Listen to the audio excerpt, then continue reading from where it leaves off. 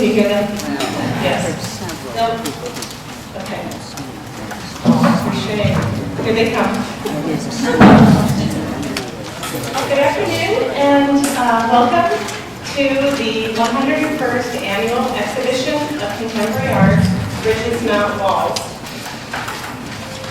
My name is Martha Johnson, and I'm the director of the Mayer Museum of Art at Randolph College. And I'm so happy to see such a great turnout. We do have more chairs, and for Schaefer's Furies, the passing them out, we have more where that came from. So please find one, and oh, there's some in the front row too. So please come on up. It's up to you. I wanted to remind you, first-year students, if you're all familiar with the Passport program, and Coach Sheldon is here today processing you. So if you haven't been processed and want to be, please remember to do that.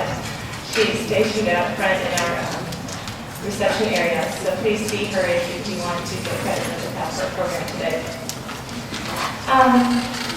I'd like you to notice what was on your chair when you sat down. That is a flyer about an event coming up next month. It's our 21st annual Helen Clark Berlin Symposium. And it was a series established on the occasion of the 80th annual exhibition of contemporary art by friends and family of Helen Clark Berlin to expand the educational impact of the annual exhibition. And so we have a very full schedule this year. Saturday, the 15th, we will have 3 gallery talks. On Sunday morning, there will be an additional gallery talk followed by the panel discussion at 2 o'clock Sunday afternoon. So 4 of the 6 artists represented in this exhibition will be here for that. So please mark your calendars for a very robust symposium this year. Today we have with us Sook Jin Jo. She will not be there at the Berlin Symposium, but we have had the honor of having her here for the last few days. And she has been working on a site-specific installation that you can actually hear right now in Gallery 5. And she's been assisted by many Randolph College students. And I'm going to try to actually thank all of them, but I'm going to leave people out. It's been a wonderful few days of great conversation, great collaboration, and students that participated in this wonderful opportunity with Sook Jin Jo are Natalie Flores, Sarah Catoni, Thea Azinga, Mariah Reed, Kelly Wood, Claire Summer, Glenna Brain, Laura Snell, Lauren Shelton, Daniel Ochoa, Leanne Perez, Cassandra Jo Lewis, Andrew Schaefer, Stormy Cloudis, and Kathy Silvey. So that's like 10% of the student body. Anyway, it was really a great experience. And thank you so much for making the most of it here in the last few days.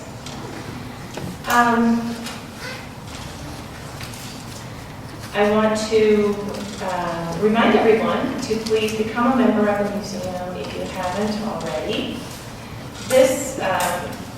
This program and the days leading up to it, the installation, the time of students, this was all made possible by an alum. Her name is Linda Spears Grinolo, and she joined at a level which enabled her to sponsor an educational program. So that is not the level you have to join at.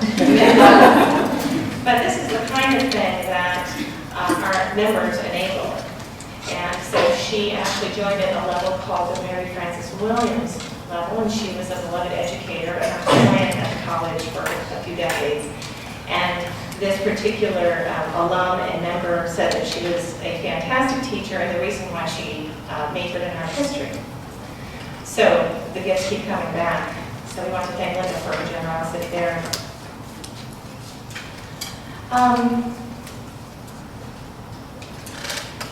Sook Jin Jo is our guest. and will be speaking to us, after which we will have a reception. We'll turn the lights on, we'll lift up the screen so you can see the entire exhibition. Sook Jin received 2 Masters of Fine Arts degrees, one in Seoul, Korea, and the other from Pratt Institute in 1991. She began living and working in New York City in 1986. Her first solo exhibition with wood construction was at the Kwanmun Gallery in Korea in 1985, and her first solo New York exhibition was at the OK Harris Gallery in 1990, who continues to represent her. Since then, her work has been presented in many exhibitions throughout the US, Japan, Europe, and Korea. Sook Jin and her work have been the subjects of numerous articles in major art periodicals, including Art America, Sculpture Magazine, and the Brooklyn Rail. Essays have been written by art critics Richard Vine, who wrote Amazing Grace, the works of Sook Jin Jo, Todd Seiler, who wrote Sook Jin Jo's Journey to the Heart of the Human Spirit, and Jonathan Goodman, who wrote Sook Jin Jo, The Limits of Art, The Limits of Life. And Jonathan Goodman, I was rereading his article today, and he had this to say about Sook Jin, which is a true reflection of our feelings about her over the last few days. Jo's emotional depth, faced with the psychic complications of impermanence, infuses all of her art with a seriousness of purpose. This does not mean that she is hopelessly grim and lacks humor. Indeed, one of the pleasures of knowing her is that she possesses a humorous candor that lightens her essentially earnest nature. For me, Jo is a sculptor first and foremost, and we must remember that sculpture's original function was to furnish a memorial for the dead. All the remarkable developments in this field cannot take away sculpture's primary purpose, the memento mori. In a magical way, Jo seeks to translate the particulars of memory into a profound, worldwide understanding of its space as a center for the healing of loss. She knows that loss is central to everyone's experience of life, but she also proposes that art can both sanction and ameliorate its experience in terms that reflect a positive, indeed a nearly sanctified transformation of mind. She sees the big picture, but she does not allow it to dominate her lively, finely honed imagination. So it's been a real pleasure to be with Sook Jin Jo the last few days, and please join me in welcoming her today.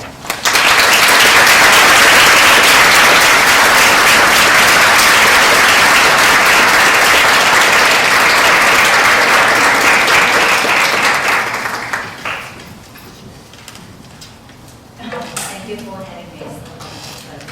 I really appreciate it. Came here. After we turn on the light, I never started here. Well, I don't know how many people went in that room. I'm sure many people went. And as you see my work here, I mainly work with the abandoned, discarded wood material, which I found on the street, in Boston, or in abandoned areas. In the early 80s, during my graduate art study, I started to paint on cheap plywood instead of canvas because I could not afford canvas and art material. And at that time, one of my professors, and he was a leading leading contemporary art artist still now, and he told me that plywood was not a good working medium for art actually. When actually he said that, I felt like I had discovered on development something to be explored. So I was not discouraged by him. I was very encouraged. And I wanted to show him plywood could be an excellent working medium for art. And I decided to explore and start to get involved in this material. Since then, I was fascinated by this kind of old, abandoned, disappearing things that people don't value. I think they hold a great attraction for me because of their humble and collective history and humanity. In a way, they reflect our mortality and kind of cycle of life and death. And then my work has expanded into installation and public art project and collaborate art project. And after that, I also try to use a different medium like photography or performance if I feel like. And I actually have taken pictures of old abandoned disappearing buildings and decaying cemeteries the last 10 years. I haven't shown. I'm going to have a first photo show in the fall. Today I'm going to show mainly focus on my written Assam class and public art project. I'm going to show you many images of my work, especially working process, which I think is an important part of my work, and I think it's good for students since we have many students here. This is my earlier piece, like 1985. And I used pliers and tried to cut, I was interested in form, and by painting, I tried to find the intrinsic value in the material by painting. So you can see the some grains and material characteristic. The next one is, that time, I wanted to break the boundary between painting and sculpture. Explore the relationship between them, and also explore like space and form and view and word style. I didn't like the fixed idea of this has to be painting or sculpture at that time. This is a exhibition view, and I tried create big work to break people's prejudice towards a woman at that time. It's kind of big work. And I also try to bring the spirit from the material, explore the relationship between material and spiritual, finding their interconnectedness.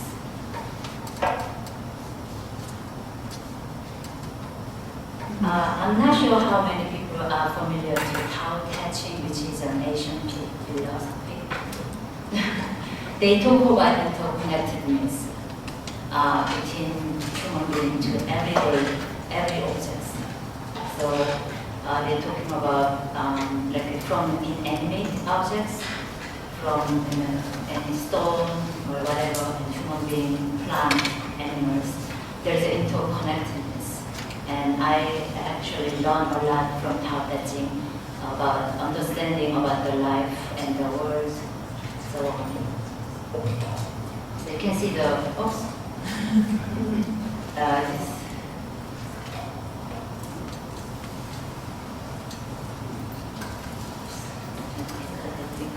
touched something wrong.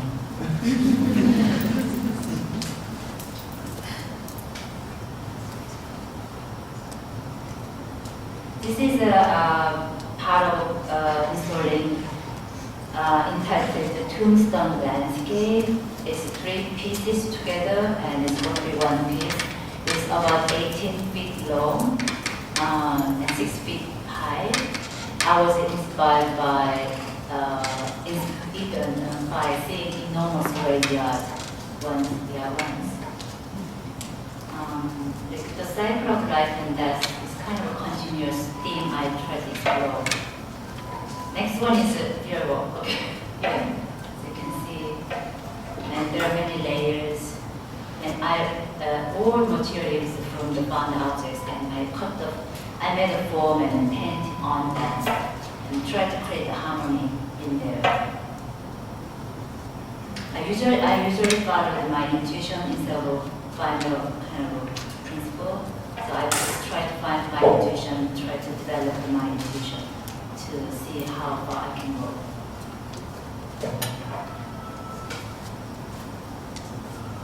This is called the windows of heaven are open.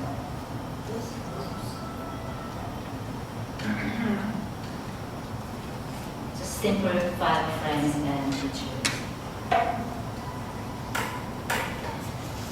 The title is We Are Standing in His Presence.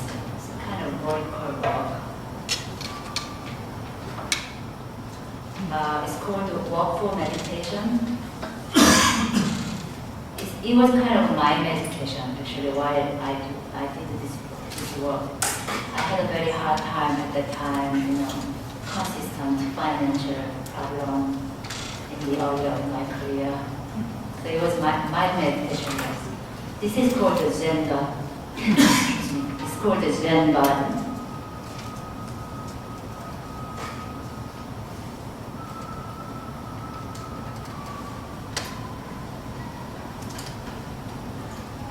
All things are born of being. Oh, sorry.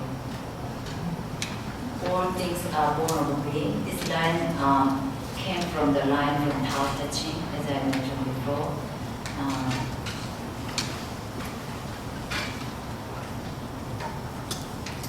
Maybe I can talk about Tao Te Ching a little bit later, if you are interested. It's called Resurrection 2. I found some drawers from the street. Also, some of them I made from the material I found.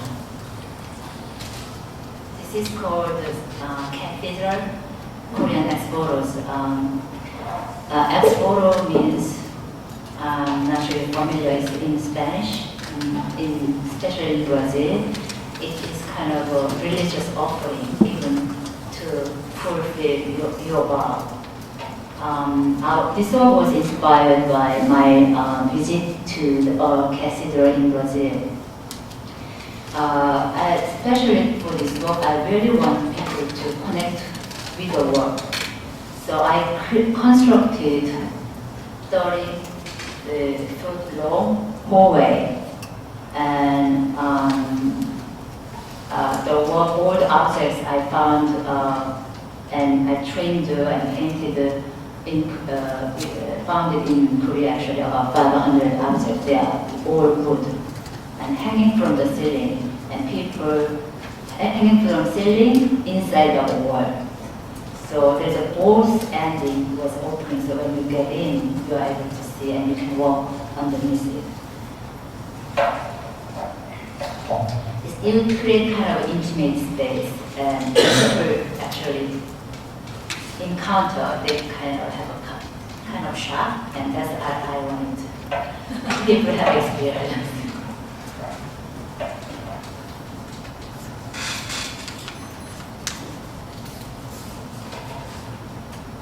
Okay. This is called the Sook Jin Jo.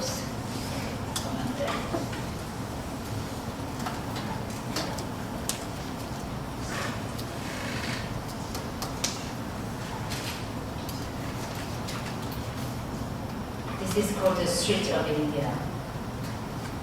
I don't know how many people went to India, but I still remember the first shop I had in Delhi. On the street, they're really very noisy and chaos because people, rickshaw, motorcycle, bicycle, car, buses, everything on the street. And I was like, and then there is a home complete behind the back of the vehicle, motor vehicle. So it was really noisy. But the more I stayed there, the more I spent time there, I got used to it. And I found there is a kind of a law, order, which cannot calculate by Western mathematical point of view. So I was drawn to that kind of contrast, craziness. But there's a steadiness in craziness. There's a kind of informality in the diversity. So that's kind of a contrast that stayed in my mind. I felt like I needed to create something about it. So when I came back to New York, I created this piece. It's a hard to maybe, experience for you. It's kind of large piece, and actually it looks fragile and weak, but it's very steady. And this is called Just Chairs. I found about 150 chairs for 10 years in New York City, and from the street. And yeah, it took time to make a piece like this because the work actually was created with a big piece of my memories and my concept. So it's hard to say, just this is why I created. There are many stories behind it. And especially this one I show in LA. This is gallery. That opening go up to the second floor. Actually, it was quite big. And for this work, I think it's too big, so I reduced I was able to reduce that opening in relation to the space. So for me, like lighting is important element here, and all the existing element is important, especially when I create the installation. And here I use only 3 lights. It's actually darker than this image, and this was I show in New York. This is called the space between. We work with being, but non-being is what we use. By the way, if you have any question, you may do, or after my talk. Subtitle, we work with being, and we work with being, but non-being is what we use. It's actually line from Tao Te Ching, and I like to read one page, so maybe you can understand more. Okay, there is okay. We shape clay into art, but it is the emptiness inside that pours the whatever we want. We hammer wood for the house, but in the inner space that makes it livable. We work with the being, but non-being is what we use. So I wanted to emphasize the space and that void. We don't usually value, we don't usually know about it. And I think that's the main point. So I've been very much interested in space if you look at the work carefully. So this work is inspired by the work I just showed to you. I decided to create kind of a art project people can interact with. So this is kind of one of my first public art project called the Meditation Space in upstate New York. There is an opening, and inside there is a bench, so people can come inside and contemplate. I was very careful to decide about form and scale in relation to the surrounding environment. In my public art project, so you can see the little details. Oops.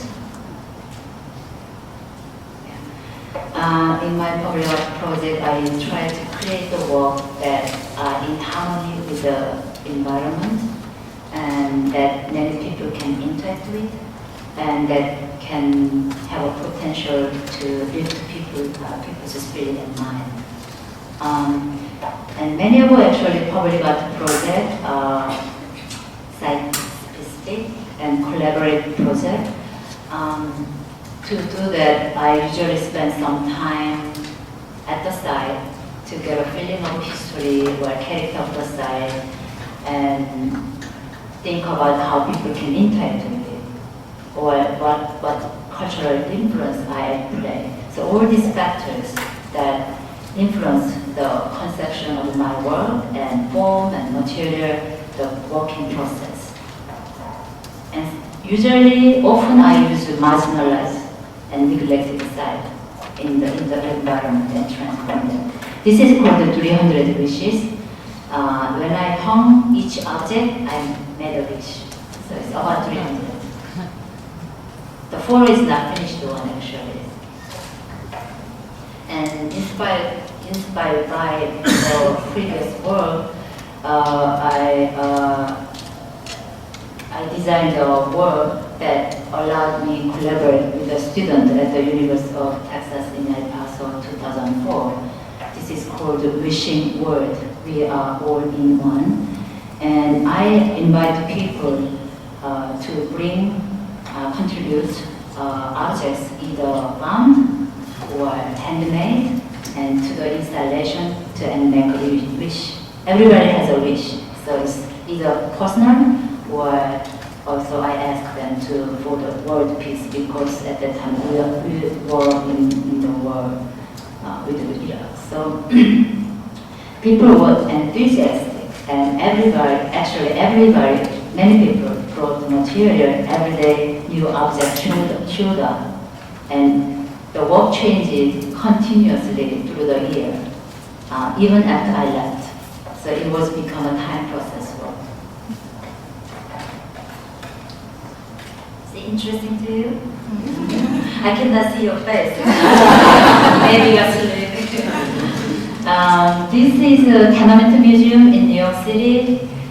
They actually gave me theme of about death and loss and dreams, something like that. And I had to work with an immigrant from Latin America. So there are people from Chile, Mexico, Ecuador, Brazil, and they came to my studio several times after hard work.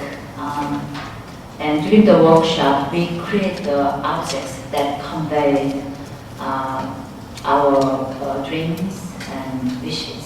And of course, we share our life experience and dreams and individual loss. We use a discarded material, any discarded everyday material from everyday life as a gesture of resurrection. And I don't know how many people went to Tenement Museum. They have a really great, you should have a tour when you go to New York. I was surprised. I never been to before this project. But I was very impressed by what they had there, and tour was great. And I used a light actually box behind the wall. So at night it was kind of beautiful actually, projecting light from us from behind. I recognize that always this area is a little dark, so I really wanted to use the light. And actually the result was quite good. It's hard to see through the image, but it was quite good.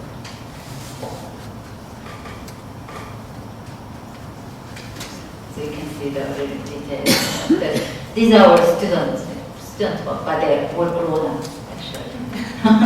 Not just college, they're 30, 40. This is beginning of my installation in India, New Delhi. Actually, I found a spot, neglected site in the beautiful garden. There's a garbage area. So, I like to use this site. And it happened to be northeast corner, which is the holiest direction in India, which I didn't know. So, that's perfect. So, and the work was created by, actually with my understanding that prayer space is important in India society. So I try to create kind of a contemplative space. Working with the landscape architect and contractor and with the worker, I learned about their traditional technique for architecture, and I tried to combine. You can see people are working. They're just moving. Okay. I tried to combine inner and outer space and architecture and form. And I found the class system still exists there. So I tried make a work for everybody using modest material, especially their material for wood architecture, bamboo and brick.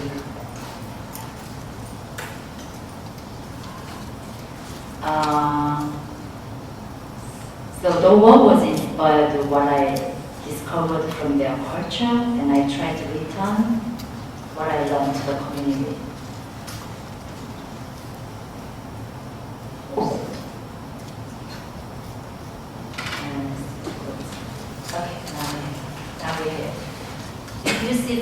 If you see first photo, that was in Main Street in Jamaica, New York City. So it was a very busy area and with many commercial buildings. But there is a spot there between art cultural center and commercial building neglected for many years, and there's no chair. So I asked them if I can use that space when they gave me when they wanted to do something in their area. So I opened the gate, planted a tree, and installing a sitting place. So I transformed the space into a communal space. Actually, people really liked it. So it they initiate new relationship between neighbors. The project was only 3 months project, but they kept until they became deterred. So about 3.5 years they kept it. They wanted to actually have make a new, but I think they didn't have they didn't raise the budget for permanent work. This is I just want to show the scale. That's why this images. It's called the Walk on Water, and I live in Switzerland. But you see that platform actually I covered it with wood and steps both sides, but originally it's like aluminum and styrofoam. And that served for the platform for artwork, but I consider that platform as a space people can use it, and people and any nature like swan and dogs could use that. Especially Switzerland, they can swim in the water. They are allowed to swim. So people and swan, I heard, use a lot.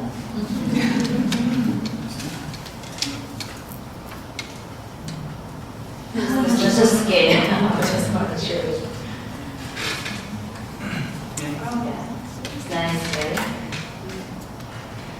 Okay, this is a drawing I did in 2004. I received a commission from LA Cultural Affairs, and they are in the process of building a new metro detention center in downtown LA.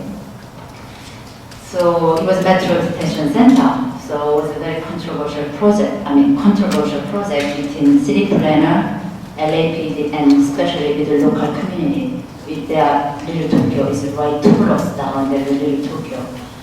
So I tried to create a harmony through artwork and change people's perception about the jail and try to create inviting place. This is public, you see that's the building, and this is public plaza, also public entrance. It's open space. So I did plaza design.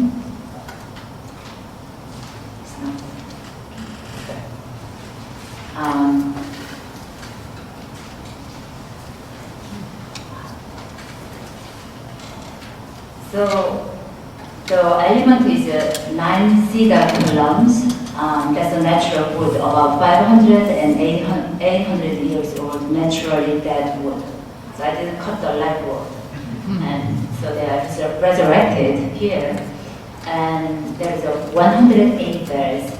The reason I use bell is when I developed the project, I wanted to respect the local community. So I'm reminded of my nice memory about bells ringing when I visited Japan. So I started to investigate the history of bell, and I found beautiful tradition in Buddhist temple in Japan. So traditionally, they the bells in temple are rung 108 times announcing the beginning on the New Year's Eve. So beginning on New Year's Eve, continuing into New Year's Day. And why 108 is, do you know about Buddhism? Are you familiar? American people, and in Buddhism, human being, we have a 108 earthly desire, which causes human suffering. So in Buddhism, they try to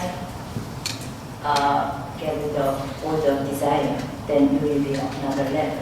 That's what they maintain. So each toll of a bell dispels one desire and announce new beginning. So I thought that this is perfect for, especially for this jail project, and especially for prisoner.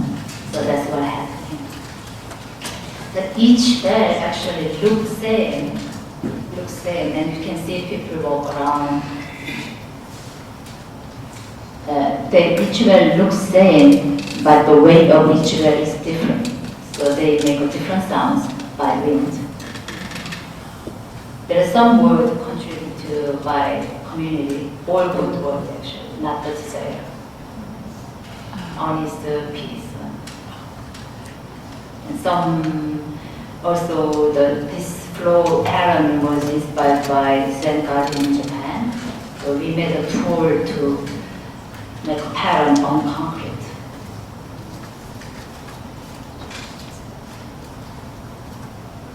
It's night view, so you do see the night view. I'm very careful of all the details. I think because all the detail, I think create a total harmony and some aesthetic quality. So this is this was in Brazil, and I'm doing 1 hour installation and kind of performance. If you have time, there's a video about 43 minutes and 5 minutes, 2 videos, so you can look at it. I'm installing one by one grave markers. Actually, I was inspired by my visit in cemetery in Brazil. They use a very humble old wood for the grave markers, and I thought it was beautiful. And originally, this was inspired by a line I found in Salvador in Brazil when I was there. The line was, it is a true philosophy to meditate on that. So that seems a little heavy, but it's part of our life. So what I'm saying is, it's life and death is always come and go. That's what I try to say. So that's why our life now is very important. We need to use really meaningfully. That's what I'm thinking. So I installed all these grave markers that maybe remind you of like a crossroads. The title is Crossroad, like in the old town. I installed them at sunset and low tide. Where was that? In Brazil. In Brazil. And I gathered them before they wash away, and I burn them eventually. In collaboration with a musician, he's a clarinetist and he's a really wonderful musician. So I was happy to work with him. That's the still image from there.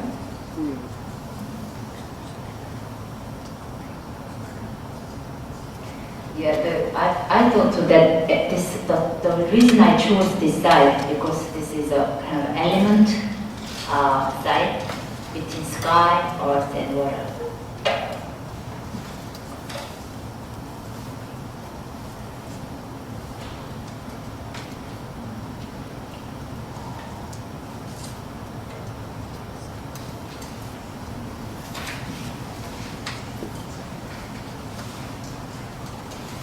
Okay, this is the fourth piece of a series of constructive interactive work I have developed last 8 years. This is in 2004 in Poland. It's called Construction in Process. was explore the relationship between construction, reconstruction, and structural stabilities. It's interactive. We did a really wonderful performance with people there. It's all also bound wooden materials. Originally, I was inspired by mangrove tree, which their roots grows like branches in order to survive. They usually grow up the rare salt and freshwater meat. So it was really fascinating to see the roots it looks like branches, and I was inspired by that. And this is called All Things Work Together. So the work changes depends on site and depends on my emotion that time or condition. All the part, this was in New York City as I said, and all the part came from different places. They are all different in form, but they are equally important creating whole work. Each one different, but everything is connected and create really strong structures. So that's why I call all things work together. Maybe you can imagine about our relationships. We are all different, but I think because of differences create beauty in the society. I don't want to emphasize that. The people, we had actually performance. Interestingly, at that time we had a Katrina. So the performance was very moving. I was invited them to contemplate relationship between nature. We have nature and human being. This is a detail of another work called, you can see the series of work. I actually have built about 10 pieces in different countries, different sites, different time. This is called My Brother's Keeper. It is about, this work is dedicated to my younger brother who died at that time. And I use wooden horse or rusty roller skate inside and small chair that can maybe evoke our memory and mystery of childhood. So I transformed the space into a silent forest and space for contemplation. But at the opening day, as you saw, we had a beautiful snow. So people were just became charged and just wander around, and it was great to see those contrasts. This is another piece I did in Chelsea Gallery called Where Did You Go? This is another piece in Wall Street, marble lobby, and actually it creates really nice contrast with my natural wooden material with the cold wood marble material. If you have any questions, you can.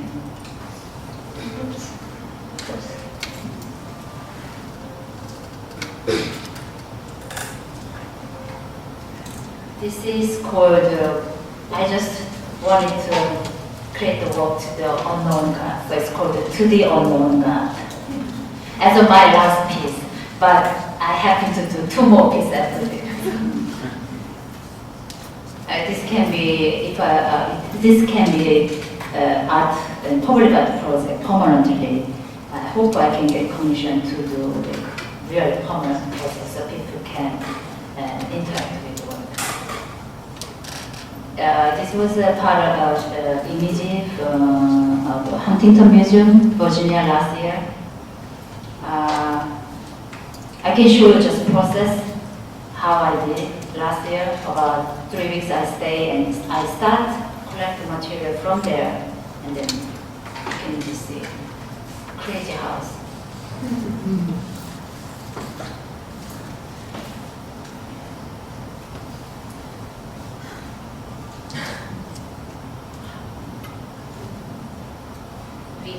we peel off the skin, bark, and painting. So I don't just use a material from the street. I just clean them, paint them, try to create the harmony. And we start. Actually, the gallery space is right next to courtyard.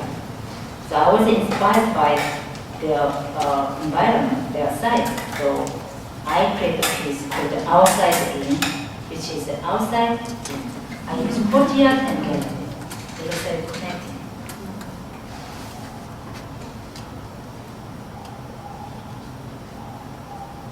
You can see it.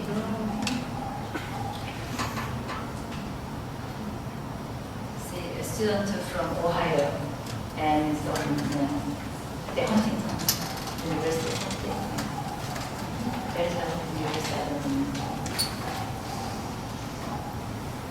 And this piece is space between two in Switzerland. It was in a winery in Switzerland. We did a kind of performance too.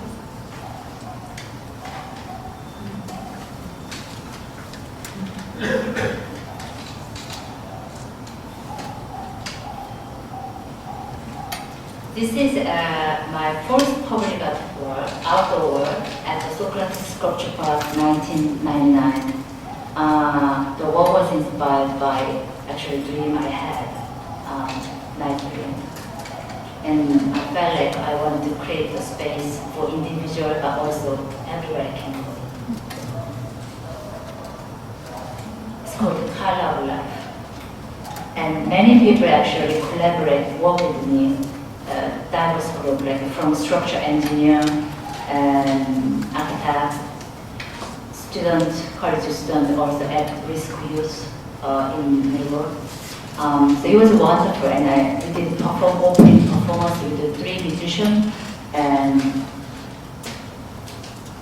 you see, just people it's kind of meditative space, but also playground for everybody.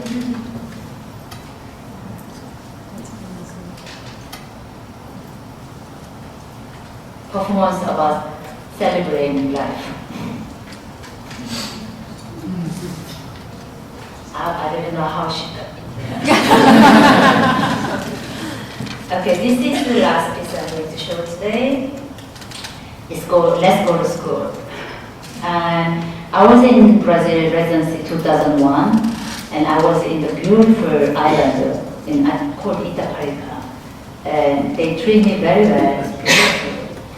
But I found the community is so poor, really poor.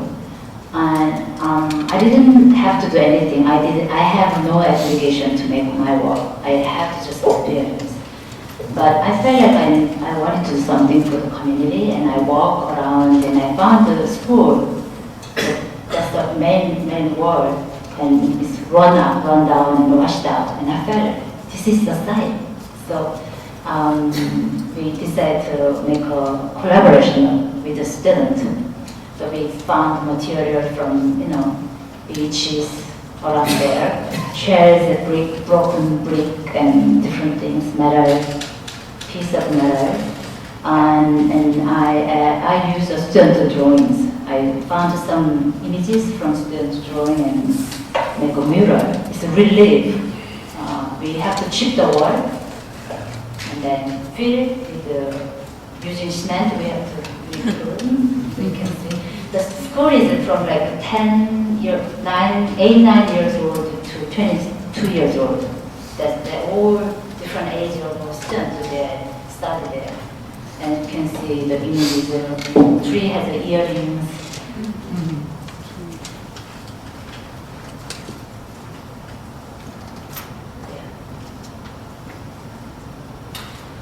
Oh, we missed one image. Okay. So this is the last piece. And I was able to go 2 years ago, and the work stayed there with the pink color. Pink is that white, and I think it's good because sun is so strong, the paint doesn't stay too long. After I came back from Brazil, actually the principal sent me the letter. our collaboration did great things for student self-esteem because they have a low self-esteem and they felt kind of accomplishment, and because they boarding, they protect the world, and community and people really were surprised that everyday objects can create something, and some kind of beauty. And also, good thing is the city of Itaparica, they start clean the road in front of school regularly. Before it's like really, it's not flat. It was just very muddy when it's rain. So it was it was a really good response for the community. And that's my last piece. I can show just a little few drawings.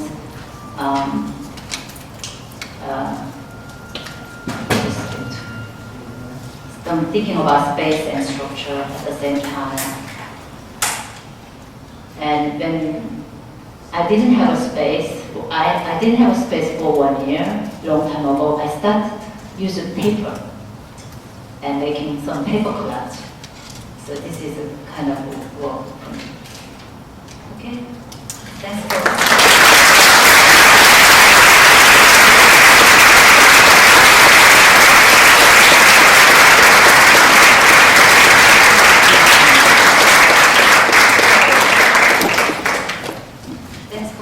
for 1 hour. If you have any questions, please say. Works that are branches and sticks and pieces of wood, how are they connected? How are they attached to each other so that they stay, so that a big This one. so wind doesn't come along? This one, yeah. Wood branches are, I put a little wooden nail, and in the hole there's a little hole. And then each branch has a number. So anybody can just yes. So you were showing us that you kind of collect two different kinds of wood. One is the wood from like a forest. It's maybe a branch that has died and fallen off, so it's sort of a natural life cycle. And then the other kind of wood is the wood you find on the street, which is wood that was killed and then made into something valuable that suddenly that lost its value and was then discarded. And you're combining these. Yes, I combine them. How do you feel? Do you feel like you have a different relationship to those different kinds of wood? And how do you think about putting? Actually, it's the same because the wood from natural place I collect from the ground, so they are dead too. Just they have a natural form, right? And then from the city, industrial wooden material, that once belongs to the people, and they use it, their life is over, and they throw away. So I want to transform. So I combine them together. I think there is an interesting, I don't know how to describe, when they different two things, same material but two different things collide, they create certain interesting contrast. So that's what I like about it. So I combine them. And I don't know if you remember that meditation space in the upstate New York. I use a really big log, and big log would create a big space. And I wanted to have a kind of flat board to combine them. I thought it's going to create beautiful harmony. And I just talked to the curator, and she told me that, you know what, we have a wooden floor from Zen Garden. Very old wooden floor. So I got them and combined them. So it happened to, yeah. Yeah. Yes. We have an interdisciplinary BFA on campus, and so it's creative writing, dance, theater, music, studio art, and we have a collaborative piece that every student is a capstone experience. Would you say just a little bit about the value of collaboration for yourself as an artist and development?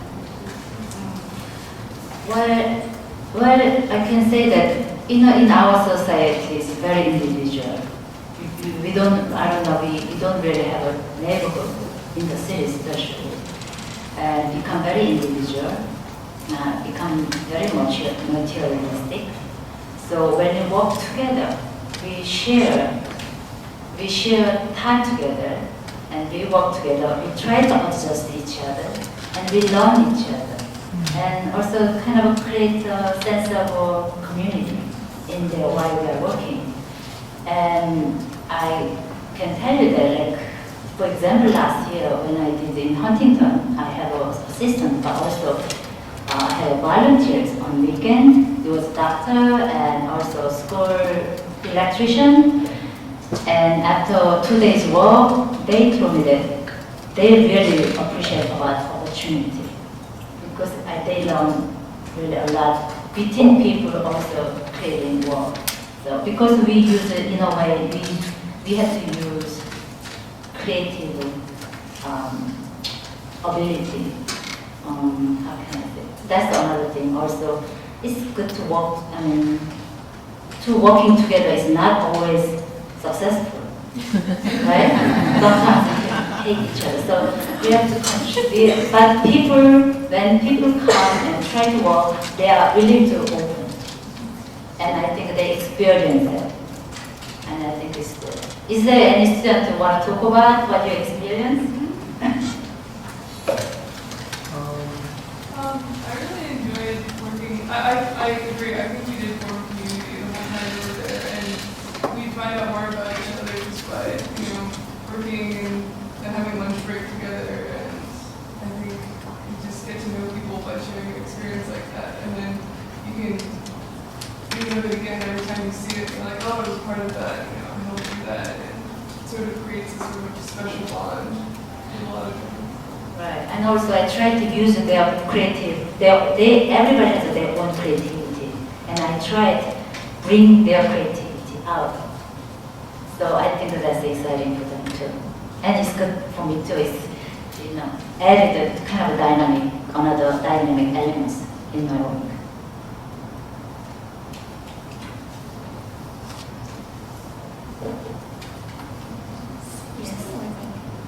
When it comes to your collaborative work, especially with the community, how much say would you say that, I'm not going to say this now, how much are you in charge? Do you direct each place where things put, or do you kind of more just give them a feel for what you want?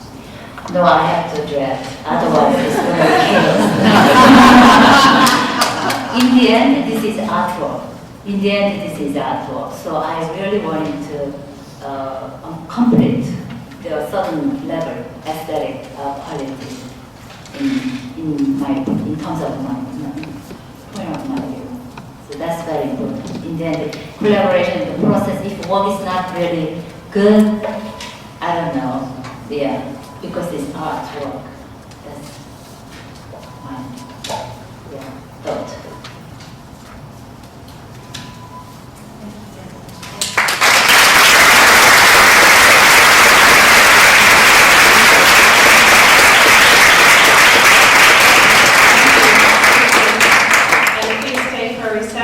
I wanted to mention that we have very, very few copies of this book. It's Sook Jin Jo's Complete Works 1985 to 2011, but we are taking orders. We'll send you your own if you're interested in purchasing these. Just go to the front desk, and this has all of her works since 85 plus some wonderful articles.